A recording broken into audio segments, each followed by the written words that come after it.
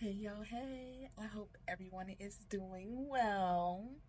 So, I have another interesting article that I got emailed to from multiplesclerosis.net.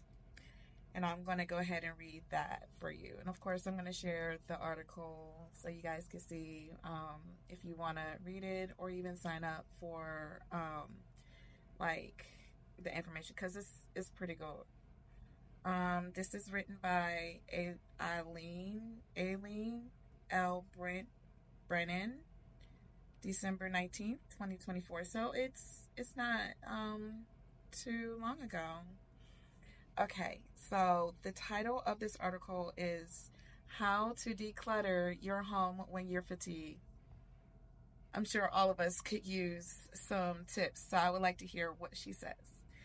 So let's go ahead and dive into this article. Okay, earlier this year, my family and I were planning to move into a new home. Like many other homeowners, we had been working toward this moment for years. It was surreal that it was finally here, but the move prompted me to think about how I could set up my new home in a way that would best support my health. I'm someone who is easily affected by my environment. I don't think as clearly when my home is messy. I relate to that. I can't rest as fully when the house needs to be cleaned. And I just feel a sense of mental overwhelm when there is a lot of stuff around me. All right, the next section is called, the title is It's Hard to Declutter When I'm Fatigued. I'm sure we can, you know, understand what she's saying. Having a decluttered, organized home has always been important to me, but this has been especially true since my multiple sclerosis diagnosis. So I'm using my move as an opportunity to purge, declutter, and have what is hopefully a more simplified environment. But here's the reality: decluttering a home, especially for a move, takes a lot of time and energy. I know this, man. I've moved I don't know how many times in like 3 years. Okay. Ugh, neither of which are abundant in a life with MS. How do you declutter when you're fatigued? I certainly haven't discovered a magic formula, but what I found are some tips and strategies that help me.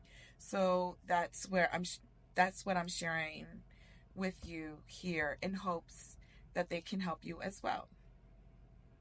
She goes, here's what helped me. Set small, achievable goals. First and foremost, it's important to break down the decluttering process into manageable tasks. This is key to any big project, but it's non negotiable, in my opinion, for those of us living with MS. The key is to avoid becoming overwhelmed. This means setting very small, achievable goals.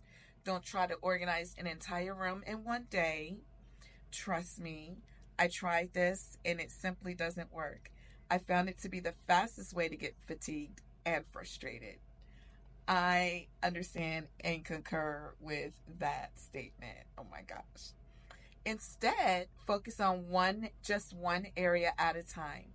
You might start with a single drawer, a particular shelf, or even a pile of mail that's been parked on your counter for weeks. Break into tasks, Breaking the task into many goals makes it easier to get started, and it's easier to get a win from it. Small, manageable steps are much less likely to deplete your energy, and that keeps you going. Because, like, you're like, oh, I did that. I set a goal, I achieved it, even if it was for a simple thing, taking the trash out today. You know, just because I did that. Yay! Celebrate. Celebrate good times. Okay, so the next section is target your priorities. Okay? Another strategy is to prioritize the areas of your home that impact your daily life the most. For example, I spend a lot of time in the kitchen, and having it clean and organized makes cooking much easier. and far less stressful. So the kitchen is a high priority for me. If you're in a season where you're having a lot of fatigue or other symptoms, a clean and comforting bedroom may be a high priority on your list. I've been there to where, you know, I spent so much time in the bed, the kitchen didn't even though I had it cleaned, it was not being used at all. So, I hate it when it's like that. So she goes, focus on these high priority areas first. They offer practical benefits, but you also get a little psychological boost too, because you're taking pressure off of yourself that you're putting on yourself. Okay, so let's not judge ourselves, too much for wanting to, be the best that we can be. Okay. So this is the last section, y'all. It goes manage your time. I already know she's gonna talk about the spoons that I be talking about. So I hope she says it in here. All right, let me go ahead. She goes, we all know firsthand that energy levels can vary throughout the day or week. So when you're planning a time to declutter, choose a time that you'll have the best chances of feeling your best. Even if it's just a 15-minute window, use that time effectively. For me, it's mornings.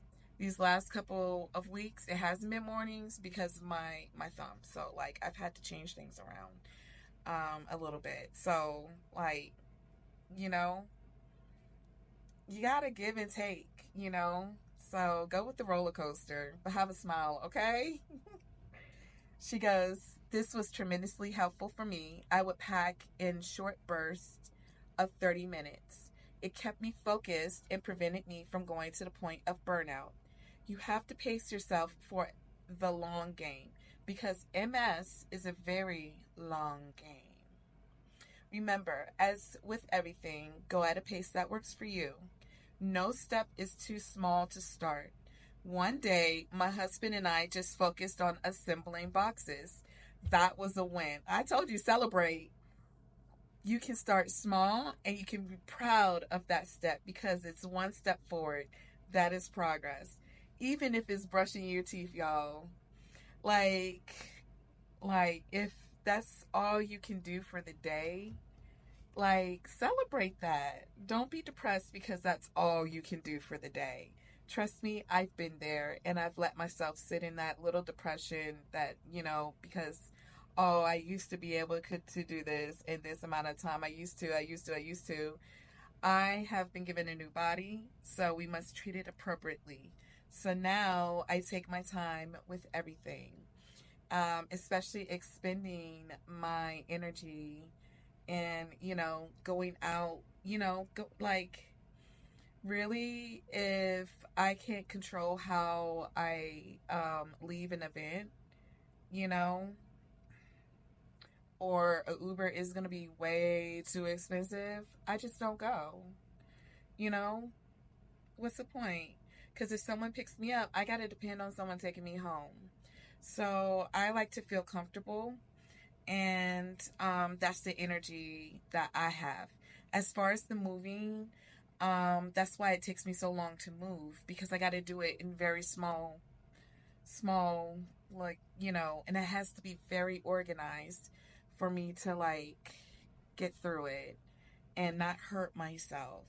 So that's what, to like prevent injuries. That's the whole point. Um, so yeah, the article was very good. It definitely made me think about all the times that I've moved, especially recently with MS. Um, and I anyone who has moved knows it's a highly stressful event. So, and it takes time and preparation. But you know, let's think about, each step at a time and not judge ourselves. Okay, y'all? All right, because we are not the same for yesterday. I'm going to tell you right now. All right? We evolve every single day. And I hope you evolve into a higher vibration, y'all. With that being said, I hope you have a wonderful rest of your day. Stay safe, stay blessed, and continue loving yourself, okay? Because you got people out here like me that love you, okay? We are here together at this point in time, in this universe, on this little globe, okay? Peace, y'all.